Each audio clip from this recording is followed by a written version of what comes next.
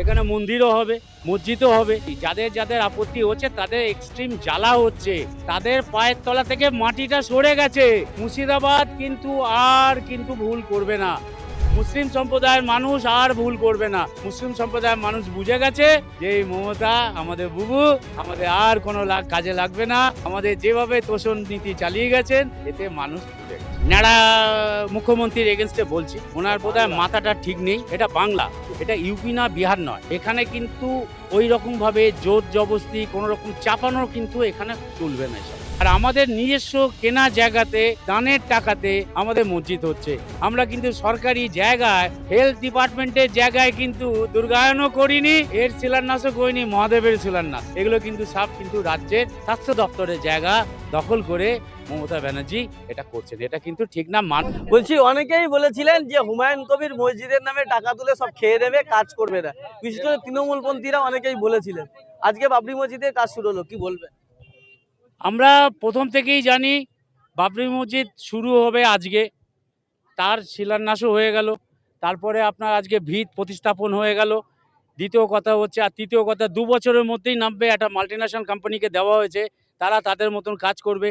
Supreme কোর্টের রায় already দিয়েছে যে আমাদের দায়িত্বে কাজ হবে, কিন্তু প্রশাসন এর জন্যে রক্ষণাবেক্ষণে যাতে কোনো বিশৃঙ্খলার সৃষ্টি না হয় সেটা দেখার হয়ে গেল আর কি।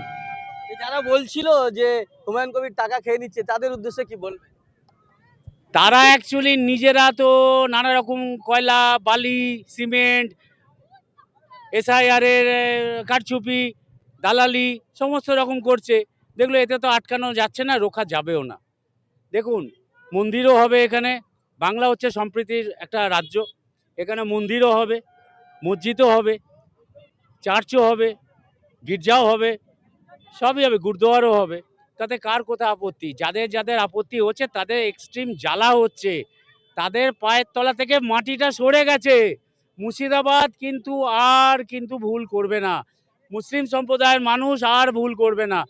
মুসলিম সম্প্রদায়ের মানুষ বুঝে গেছে যে এই মমতা আমাদের বুবু, আমাদের আর কোনো কাজে লাগবে না। আমাদের যেভাবে তোষণ নীতি চালিয়ে গেছেন এতে মানুষ বুঝে গেছে। তৃণমূল বলছে যে হুমায়ুন কবির বাবরি মসজিদ নিয়ে খালি রাজনীতি করছে। দেখুন, মসজিদ আলাদা। মসজিদ আমি করতেই পারি। আমাদের যে আজকে মসজিদটা ভেঙে গেছে, করে দেবো, এই হবে, সেই হবে, বিজেপি সরকার করলো না, তাই বাধ্য হয়ে হুমায়ুন ভাই দীর্ঘ 6 মাস ধরে এটা নিয়ে পরিকল্পনা চলছিল, তাই উনি মনস্থির করে নিয়েছিলেন। মানুষ ওনার সাথে আছে। হয়ে গেল। আজকে দেখতেই পাচ্ছেন আপনি, আজকে জনসমুদ্র। কেন? মানুষের যদি অক্লান্ত পরিশ্রম, ভালোবাসা, সমস্ত মানুষের যদি দান না থাকতো, আর আমাদের নিজস্ব কেনা জায়গাতে দানের টাকাতে আমাদের মসজিদ হচ্ছে। আমরা কিন্তু সরকারি জায়গায় হেলথ ডিপার্টমেন্টের জায়গায় কিন্তু দুর্গায়নও করিনি, বা আমরা এর শিলান্যাসও করিনি, মহাদেবের শিলান্যাস। এগুলো কিন্তু সব কিন্তু রাজ্যের স্বাস্থ্য দপ্তরের জায়গা দখল করে মমতা ব্যানার্জি এটা করছেন। এটা কিন্তু ঠিক না। মানুষ মেনে নেবে না। আর মানুষকে যেভাবে লাইনে দাঁড় করিয়ে হ্যারাস করেছে এসআইআর এ, তার প্রতিফলিত কিন্তু ভোট বাক্সে হবে। মানে যোগী আদিত্যনাথ বলছেন মসজিদ তোড় দেঙ্গে। শুনুন, এটা ইউপি নয়।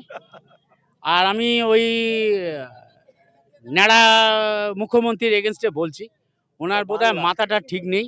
এটা বাংলা, এটা ইউপি না বিহার নয়। এখানে কিন্তু ওই রকমভাবে জোর জবরদস্তি কোনো রকম চাপানোর কিন্তু এখানে চলবে না। এসব এসব পরিকল্পনা যদি ওনার কাছে রাখেন, উনি ওনার পকেটে রেখে দিন, ওনার দপ্তরে রেখে দিন। আগে উনি 27-এ ফিরবে কিনা উনি ওটা নিয়ে চিন্তা করুন। ওনার কিন্তু 4 কোটি নাম এসআইআর বাদ গেছে।